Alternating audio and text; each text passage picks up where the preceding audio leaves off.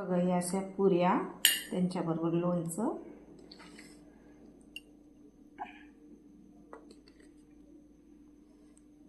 लोणचं आणि फुलवरची भाजी,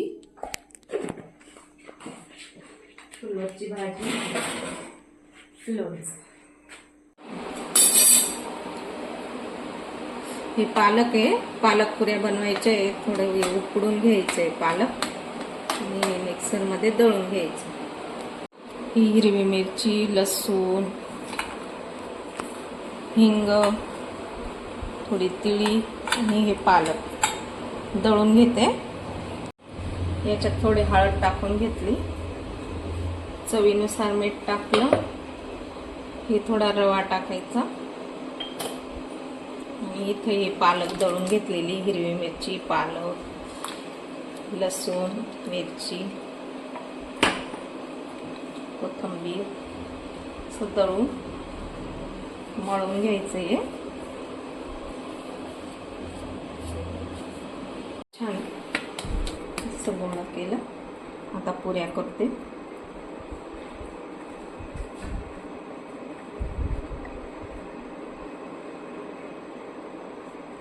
पुऱ्या लाटून घेते.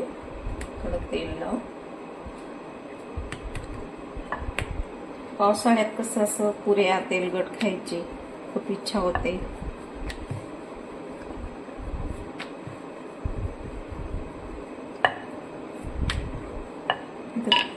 ताटात टाकते आता. तेल तापत टाकते. टाकू देते ते. हे सगळ्या लाटून घेतल्या मी आणि आता तळून घेते. बघा कशी टंब फुटते.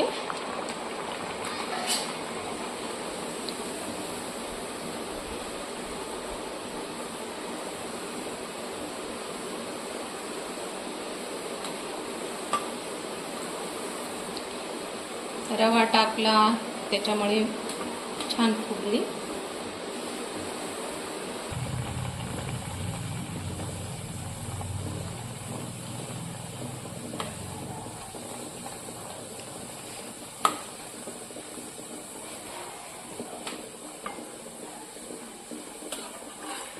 तेलकट पदार्थ खाल्ले ते तब्येत वाढतेच, पण आता तरी खायची खूप इच्छा होते. बघा कशी फुगली.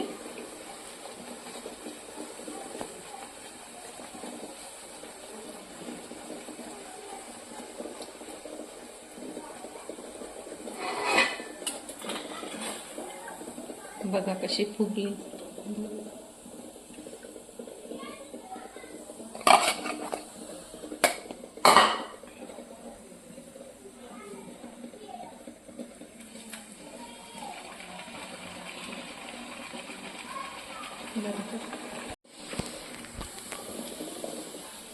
बघा कशी फुगली.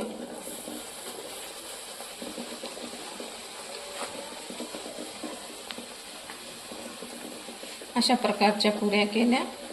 लोणचं बरोबर, चटणी बरोबर, फुरसाणीची चटणी, जवची चटणी, लोणचं, तीळची चटणी, लसणाची चटणी खूप छान लागते. मस्त करायच्या, स्वस्त खायच्या.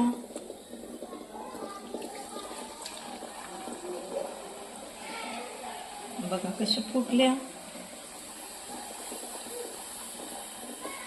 चला आता खाऊया.